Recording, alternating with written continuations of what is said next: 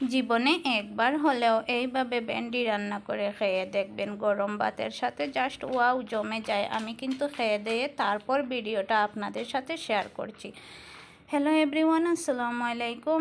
যেখান থেকে দেখছেন প্লিজ ফুল ভিডিওটি কন্টিনিউ করবেন। তো এখানে আমি ভেন্ডি কেটে এইভাবে কেটে আর কি ধুয়ে পরিষ্কার করে রেখেছি। তারপর কড়াইতে আমি বেশ কিছুটা তেল দিয়েছি। তেল গরম হয়ে আসলে আমি কিছুটা ভেন্ডি দিয়ে দেব এখানে, আর সামান্য একটু হলুদ গুঁড়ো দিয়ে দিলাম। দিয়ে আমি নাড়াচাড়া করে মাছ যেভাবে আর কি ভাজি করে সেইভাবে ভেন্ডিগুলোকে ভাজি করে নেব। আর আমি আসলে প্রথমে এইভাবে কোনো দিনও রান্না করিনি।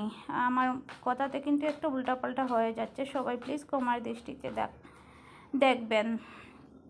তো এইভাবে রান্না করে আমি এই আজ প্রথম খেলাম, এতটা মজাদার হয়েছিল কি যে বলবো। একটু তারপর আর কি বাকিগুলো ভেন্ডি ছিল, তো সবগুলো দিয়ে আমি আবারও সুন্দর করে মাছ ভাজির মতো একটু উল্টে পাল্টে ভাজি করে নিলাম। তারপর সেম তেলের মধ্যে আমি সামান্য পাঁচফোড়ন দিয়েছি আর 2-3টা তেজপাতা দিয়েছি।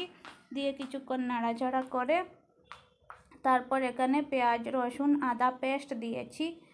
দিয়ে আমি সুন্দর করে কিছুক্ষণ মশলাগুলোকে রান্না করে নিচ্ছি।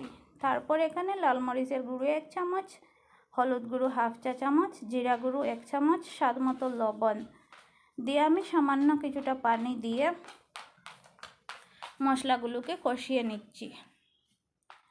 কিছুক্ষণ সময় নিয়ে আর কি মশলাগুলোকে কষিয়ে নিচ্ছি। তারপর আমার আগে থেকে ভাজি করে রাখা মাছ এখানে দিয়ে দেব।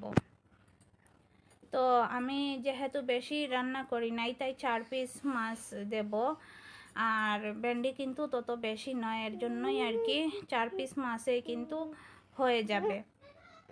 তো মাছগুলোকে দিয়ে কিছুক্ষণ নাড়াচাড়া করে আমি একটু উল্টাপাল্টা দেব, দিয়ে কিছুক্ষণ রান্না করে নেব। তো কিছুক্ষণ রান্না হয়ে যাওয়ার পর আমি এখানে দিয়ে দেব আমার রেডি করে রাখা ভেন্ডিগুলোকে দিয়ে আমি উপর থেকে একটু নাড়াচাড়া করে দেব আর কি। আর প্লেটটা ধুয়ে একটু পানি দিয়ে দিলাম, প্লেটে যেহেতু অনেকটাই তেল ছিল তো এর জন্য। তো কিছুক্ষণ নাড়াচাড়া করে আর কি উপর থেকে আমি ঢাকনা দিয়ে ডেকে প্রায় 10 মিনিটের মতো রান্না করলাম। আর এই যে দেখে নিন, দেখতেও কিন্তু লোভ লাগছে, এতটা মজাদার হয়েছিল যে কি বলবো। গরম ভাতের সাথে আজকে দুপুরে কিন্তু জমে গিয়েছিল।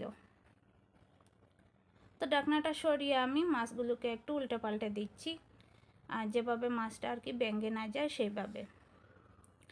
তারপর নামিয়ে নেব আর একটু পরিবেশন করে দেখিয়ে দেব। তো আজকে আমার ভেন্ডি রান্নার রেসিপিটি আপনাদের কাছে কেমন লাগছে সবাই প্লিজ কমেন্ট করে জানাবেন। আর আজকের মতো এখানেই বিদায় নিচ্ছি। সবাই ভালো থাকবেন, সুস্থ থাকবেন। আল্লাহ হাফেজ, টাটা, বাই বাই।